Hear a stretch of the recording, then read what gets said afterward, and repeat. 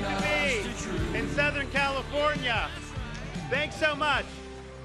Thank you, thank you. It's great to be here. I didn't know if I was even allowed. I'm a little close to Disneyland. I don't know if they'd let me come to there. That's okay, it's okay.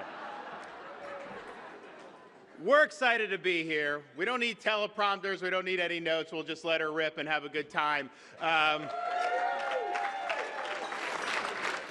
We just got a taste of Southern California traffic. I did an interview for Bill Maher's show, and I guess it's somewhere in Hollywood, and we drove from there to here, and I don't know how many miles it was, but it took us about 2 hours to get here.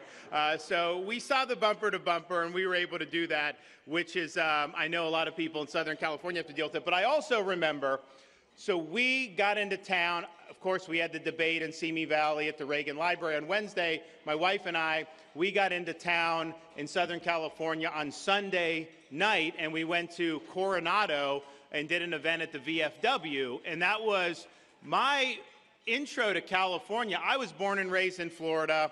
I had never spent time in California in any meaningful way, and I was a naval officer and got orders to port to Naval Amphibious Base Coronado for Naval Special Warfare Group 1 in preparation for deployment to Iraq. So I get to Coronado, and I'm very green, and I show up and check into the bachelor officer quarters, and being a Floridian, the first thing I looked for was the air conditioning. And they said, there is no air conditioning, just open your window, you don't need it. So I opened the window, and there was no screen on the window, which in Florida, we have bugs. They're like, no, there's no bugs, you just do it. So you open it up, you're there, and I'm like, man, I could get used to this. This is a really, really, really nice part of the world. So we did the training, everything, deployed, and then I'll never forget, after being in Iraq, not the best place in the world in terms of a lot of things, but being in that desert and then landing at Naval Air Station North Island on Coronado, and then getting off that C-5 and just having the freshness of the Pacific Ocean there hitting you. And man, like I felt, so pleased to be an American. And then the next morning, I'm out running on the beach outside the Hotel Del Coronado, doing all this stuff, just soaking it in. So I had very fond memories of California, but particularly that part of California. And truth be told, growing up in Florida, I never remember seeing a single California license plate in my life. I never met anybody who had moved from California to Florida. Well, fast forward 15 years later, and I become governor, and all of a sudden we see a sea of California license plates in the state of Florida. Now, mind you, Florida, before I got elected, Florida had always been viewed as a one-point state. Democrat, Republican. I think from 2010 through 18, the governor presidential races were all decided by 1 point. I understand that one of my residents was here earlier saying that he turned Florida red. All I will say is Ronald Reagan made the point, there's no limit to what you can do when you don't care who gets the credit. I just wish if he was the one that turned Florida red that he wouldn't have torn Georgia and Arizona blue, because that's not been good for us at all. But so it always been 1 point. So when you see California license plates, a lot of my supporters thought, uh-oh, they're going to vote like they vote in California, and it's going to turn Florida blue, and we're not going to be able to have a good state anymore. And there was a lot of fear. But I'll tell you, I started meeting these people, and they would tell me why they moved. And you don't pick up and move from Southern California to Florida because of the weather. Like, we got good weather most of the year, and summers aren't as good. Got good weather. You don't do that. You don't leave your friends and family behind and go thousands of miles just on a whim. These were people that were doing it because they were seeking to live in a free state that respected their rights and where they could thrive. And we can sit here, and I think most of you know we're scheduled to have a little tussle with your governor on Fox News on November 30th.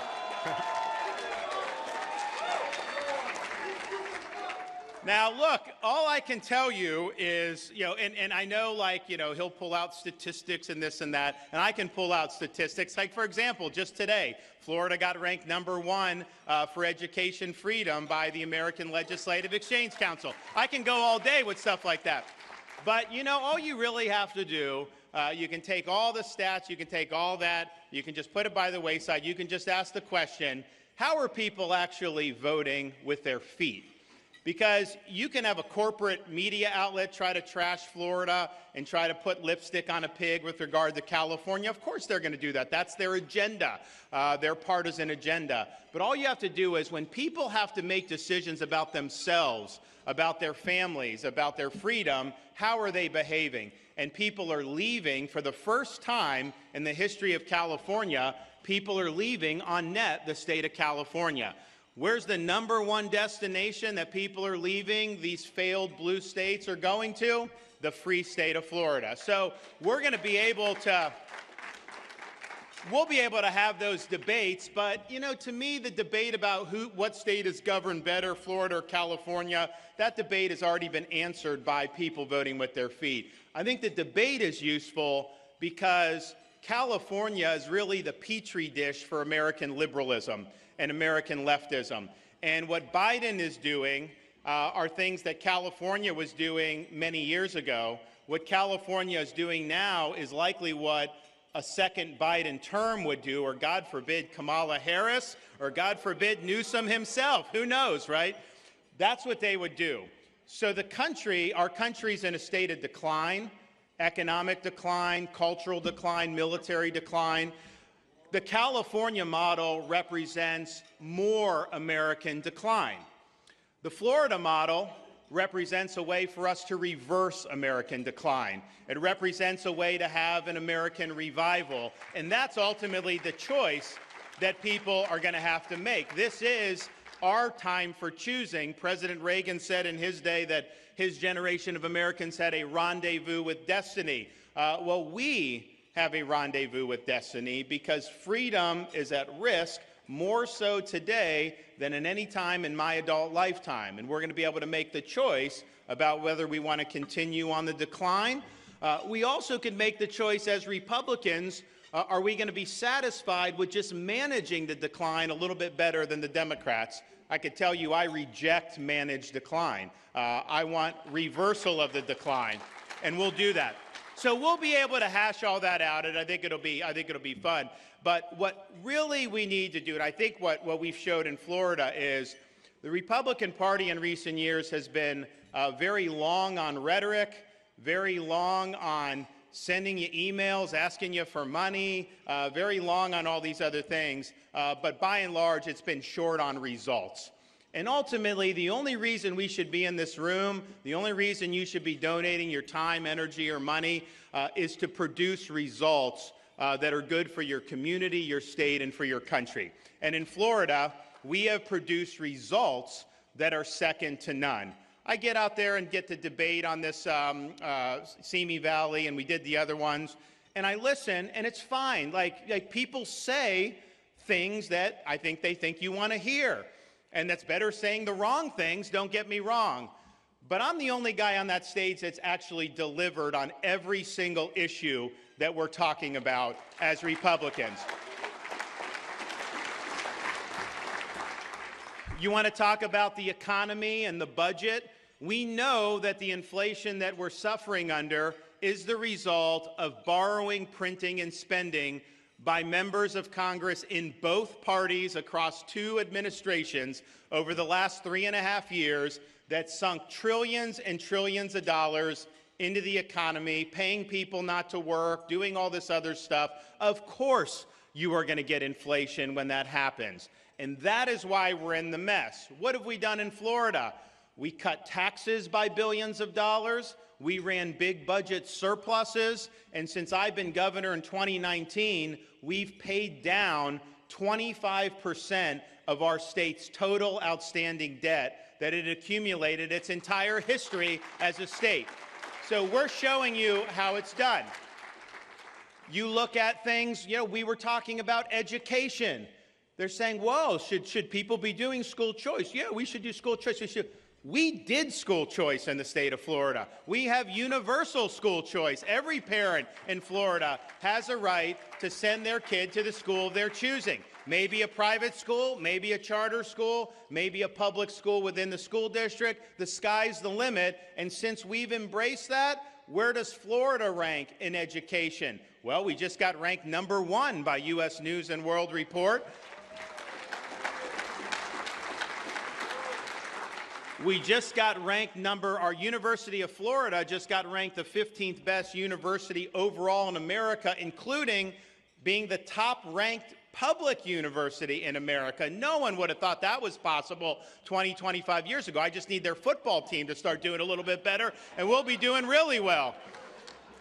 So we've done school choice. You want to talk about parents' rights? Everyone says how important it is. We enacted the Parents' Bill of Rights in the state of Florida. Parents have the right to direct the education and upbringing of their kids, and that means you as a parent have a right to know what is being taught in your child's school. Curriculum transparency. And unfortunately, they're trying to jam things like pornographic materials in front of very young kids. That is wrong. And in Florida, we put a stop to it. Now, the media will say, and the left will say, that if a parent objects to a book in 4th grade that is pornographic, and you remove that book from the 4th grade library, they'll claim that that's, quote, banning the book. First of all, in Florida, there's nothing banned. You as an adult can knock yourself out without adult material. Just don't do it to the kids. Leave our kids alone.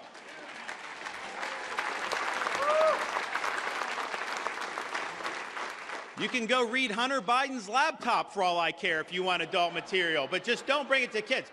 So they'll do it, and they say, oh, it's banned. So what I did to ferret them out and to smoke them out, we did a press conference about 6 or 7 months ago titled Exposing the Book Ban Hoax. And instead of me going to the podium and talking about it, before I stepped up, before any of the parents stepped up, we just played on the video screen the images of the books that the parents had objected to. The news stations who were covering that press conference had to cut their feeds because they said it was too graphic to put on the air. Well, if it's too graphic for the 6 o'clock news, how is it okay for a 10-year-old school child?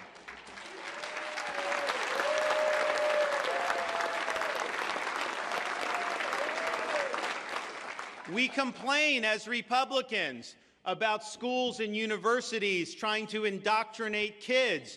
Yet in Florida, we put a stop to it. We eliminated critical race theory from our K-12 schools. We prohibited the use of gender ideology in our schools, particularly in the elementary schools. And yes, we had to stand up to the media on that. We had to stand up to the left on that. We even had to stand up to a company in Central Florida that's pretty well known that you guys know about here in Southern California called Disney. But you know, it's wrong to tell a second grader that their gender is a choice.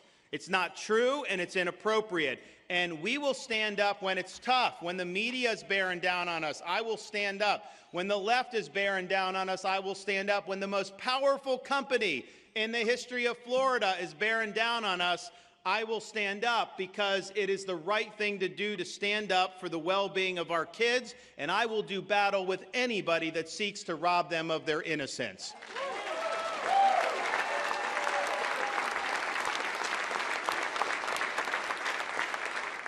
You want to talk about crime? We see crime.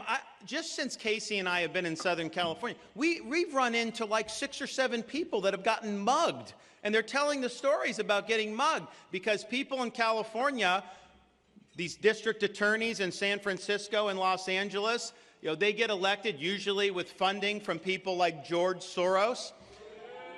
And they decide that they are progressive and they don't agree with all the laws passed. And so they let the inmates run the asylum, and it puts the people of their communities at risk. Crime goes up and the quality of life becomes destroyed. In Florida, when we had 2 prosecutors, Tampa and Orlando, that got elected with Soros funding, they said or did not enforce the law as they took an oath to do.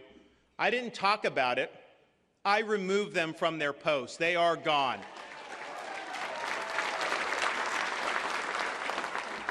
When BLM was ransacking cities in the summer of 2020, I wasn't just sending social media messages saying law and order. I ensured law and order in the state of Florida. We called up the National Guard. We had state law enforcement ready. We were not going to let cities burn down in the state of Florida. And you know what? They didn't burn down in the state of Florida. And that's what should be done nationwide. We rejected the idea that we would attack police or defund the men and women in law enforcement. In fact, not only did we not defund, we now give $5,000 signing bonuses to any police officer who we recruit from out of state. I was talking to a police chief in Southern California, asked him, how are things going? He's like, they're going good, but all my police officers want to move to your state. Well, that's because they're treated well, and guess what? Florida's crime rate is not like LA or San Francisco or Chicago. Florida's crime rate's at a 50-year low. That's what you call taking care of business. We talk about things like the Communist Party of China in the debate the other night. We didn't just talk about it in Florida. We're the only state, I think, in America. We have banned the purchase of land by the Chinese Communist Party in the state of Florida. We need to do that nationwide. We sometimes talk about things like the ESG movement, which is trying to take over our economy. Asset managers at places like BlackRock want to use your money, want to use pension money from teachers and police officers to be able to advance their ideological agenda. We didn't just complain about it in Florida. We kneecapped ESG in Florida. We banned ESG from our pension funds. I took $2 billion away from BlackRock, who had managed $2 billion in our pension funds. That's gone. We eliminated the use of social credit scores in financing, and we told the credit rating agencies you can't use ESG criteria in rating our municipal bonds. And guess what? ESG is now on the defense because of what Florida is doing. That is what you call action. That is what you call getting results. And oh, by the way, they're now talking in D.C. with the Federal Reserve about imposing a central bank digital currency. We're on offense on that, too. First of all, central bank digital currency, what they want to do is eliminate cash, eliminate cryptocurrency, and make this central bank digital dollar the sole way that you can participate in the economy. Why would they want to do that? Are they just trying to be friends with you? Are they just trying to make your life a little easier? No, they want to be able to control. They want to be able to impose a social credit score, a social credit system on there. You got guys at places like the World Economic Forum that are bragging about how it would allow them to target disfavored purchases because they don't want you purchasing firearms. They don't want you purchasing a lot of gasoline. They want to be able to have the means to shut you off. So there's things that government will do that they'll dress up in benevolent ways that's kind of like a wolf in sheep's clothing. Central bank digital currency is not that. It's a wolf showing up as a wolf. They're coming after your freedom. And so in the state of Florida, we told that. We saw what the Fed's thinking about doing. So we passed legislation banning the use of central bank digital currency in the state of Florida. We're not going to let them get a foothold, and we're not going to let them take away your financial privacy. We talk about having an equal opportunity society where people aren't divvied up into different racial groups, but we're the first state to actually eliminate so-called DEI from our public universities. We're not going to treat people and shoehorn them into different ethnic groups. We're going to treat people as individuals. We're going to treat them based on merit. And this whole DEI, they say it's diversity, equity, and inclusion. The way it's practiced, it's discrimination, exclusion, and indoctrination, and has no place in our public universities. So on issue after issue, we don't chirp, we don't virtue signal, we act and we deliver. And you want to know why Florida has gone from being a state that was about 1 point to now being a state where a guy like me could win the greatest Republican governor victory in the history of the state, winning by 20 points? It's because people respond to leadership. It's because we've had people that have moved from other states because they support the values that we represent. But even more importantly, We have people in places like Miami who used to be Democrats, used to be independents, who've now switched to become Republicans because of what we've done. In fact, in my election in November, Miami-Dade County is our most populous county, 2.8 million people. And in 2016, Hillary Clinton won that county by 30 percentage points. It was a big-time blue county. I won it by double digits in November. So this can happen, and that's what we need to do. So the question is, how do we move forward nationally as a party? Because the Florida success story, I can point you to a couple other examples in the country where we've had strong Republican leadership. Iowa, for example, under Governor Reynolds, Georgia, Texas. There have been some good ones, don't get me wrong. But our party's lost more than it's won over these last 3 election cycles, and the Democrats are cleaning our clock in Washington and in so many other areas. And so we need to try a different way going forward. We need to try a way that you're going to actually be able to win a big victory. But then more important than that, everything you say you're going to do, you got to get up there on day one. You got to be ready to go. You got to be focused. You got to be disciplined. You got to know it's not about you, it's about achieving the larger goal, and you got to get to work, and you can't stop, and you need to do it for 2 terms to make sure it all sticks. When I was at President Reagan's library, one of the things I think was remarkable is he's really the last president we've had that served, yes, he served for 2 terms, but his legacy's extended way, way beyond those 2 terms. His achievements really marked 20, 25 years of this country and some of the things that we were able to accomplish. That's what you get when you have somebody that can serve 2 strong terms to be able to turn the country around. So what does that look like? I was in getting ready for this debate. I started looking at some of President Reagan's speeches and some of his writings just to kind of get myself in the frame of mind. I actually thought they may ask a question about Reagan's legacy. They didn't. They were asking, I don't know what they were asking, but that's okay. I just roll with the punches. I'm there. I'll handle whatever they throw at me. But so I started doing it, and I read his farewell address. And he talked about a lot of the things that they were able to accomplish. Of course, he was all on the brink, which we may not have known right at that time, but he was on the brink of seeing the Berlin Wall fall down later that year in 1989, and really marking probably the greatest achievement that a president's had in the last 50 years, the dissolution of the Soviet Union and the collapse of the Berlin Wall. So he's reflecting on the successes, reflecting on that. And it occurred to me that that's a great way to think about a campaign right now going forward.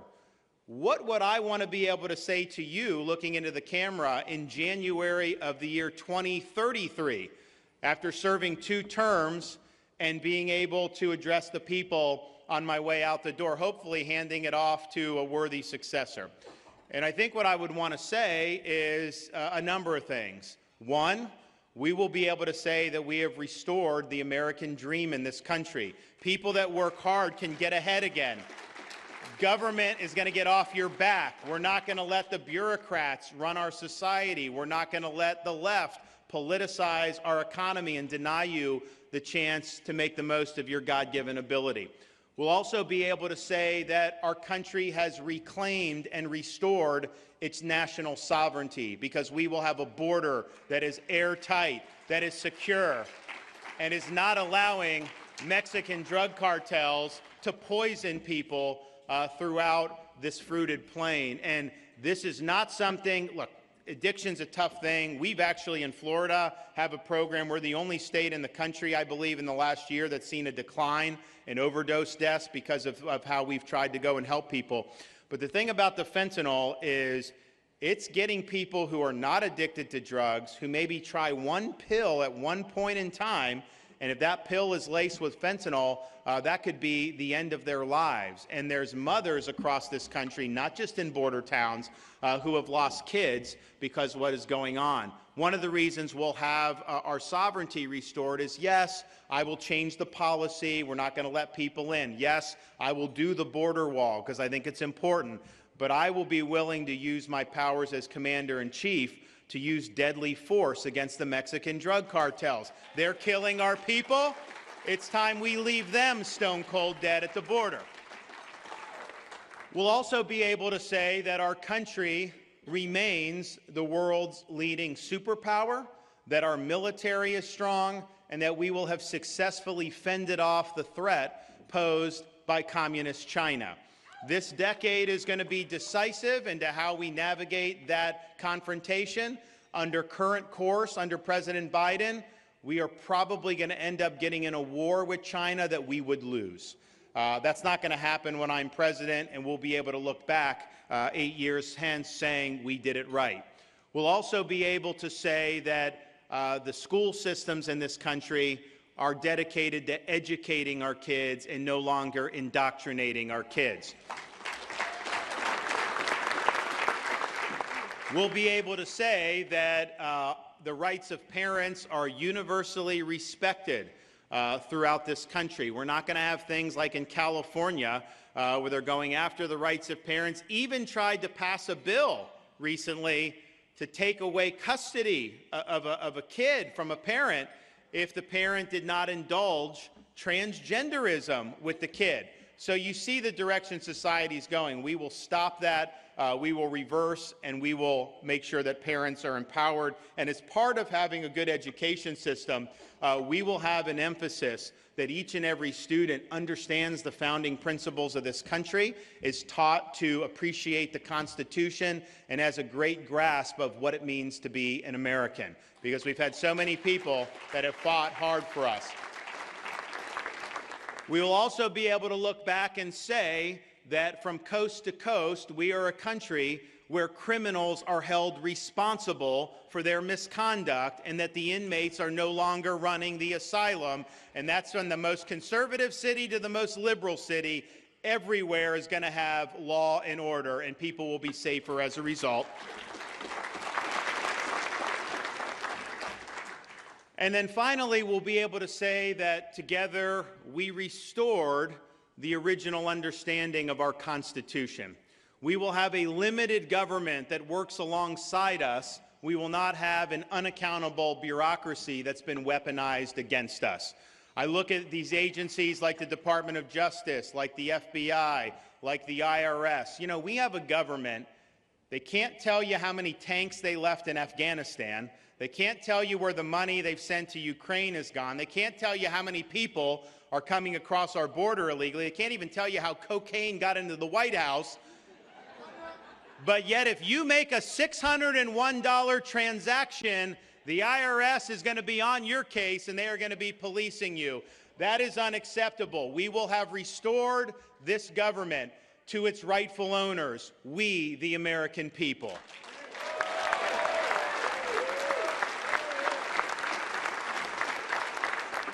And we have no choice but to make sure we get all this done. My wife and I, and my wife is here, the First Lady of Florida. Many of you got to meet her.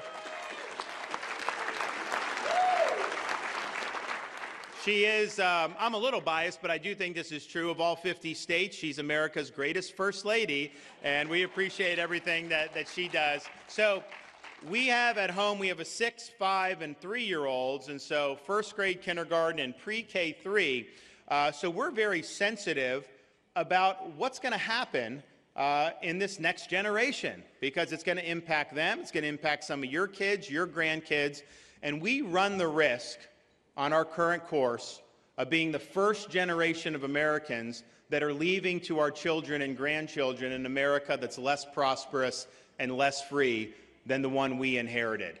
And that would not be doing justice to our kids and grandkids. We will not have been doing our part as Americans, and I'm motivated to get in the fight because of that reality. But I'm also motivated because I have an appreciation for the people that have come before us. When I used to fly up to Washington, D.C., there was a particular route that the plane could take going into Reagan National Airport, and it would take you flush parallel to the National Mall. So if you looked out the left side of the plane, you saw sweeping up-close views of the Lincoln Memorial, the Reflecting Pool, Washington Monument, all the other monuments, and then perched on top of the hill in the not too distant yonder, the beautiful U.S. Capitol building.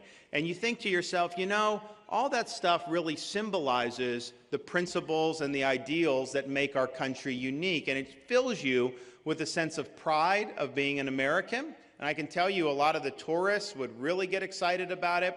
And so it made you feel good. But what I noticed after doing that a few times was looking out the left side of the plane. While those monuments were spectacular, while those monuments were nice to see, those were not the greatest monuments to our country. Because if you looked out the right side of the plane, you looked over the Potomac River, you saw a lot of small, nondescript monuments orderly arranged over the rolling hills of a place called Arlington National Cemetery.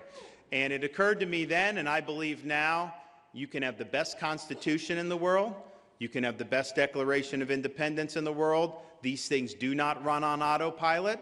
They require each generation of Americans, when tested, to step up and to defend freedom. And yes, in certain instances, to put on a uniform, to risk your life and indeed give that last full measure of devotion in service to the greater cause. We are not doing justice to their sacrifices and their memories if we allow this country to continue its descent. We have a responsibility to step up, we have a responsibility to fight back, and we have a responsibility to reverse this country's decline and give this country a new birth of freedom. So now's the time to do it. The time for excuses is over. We are not going to get a mulligan on the 2024 election. I don't want to be in a situation where it's recriminations and the Democrats get in again and they end up doing even greater damage. Just think about the damage they have done when they had 50 senators in 2021, barely had a majority in the House, and they were able to do all this damage. Yet when we have majorities, Republicans don't do squat with the majorities. How do we keep letting this happen? So we all got to do our part. And here's the thing. The way our society functions now, when you stand up for what's right, when you're exercising leadership, you could be a governor, you could be a presidential candidate, you could be running for city council, you could just be a concerned citizen. You could be a mom going to a school board meeting. If you're standing up for what's right and you're exercising leadership, that is not cost-free. People will come after you. The left will come after you. The media will come after you. I'm actually a little disappointed. I didn't see any protesters out for me today. Where did the protesters go? We had them 6 months ago when I was here. I had them in other parts of California since I've been here. But they will come after you. And so the question is, you know, it's always easier to just kind of retreat back in your little safety comfort zone, to not want to get out there, to not have to put up with it, because it can be nasty. It can be tough. But, you know, if people were willing to put on a uniform and give their life for us in years past, that is the least we can do, to step up and fight back when freedom is under attack. So let's resolve.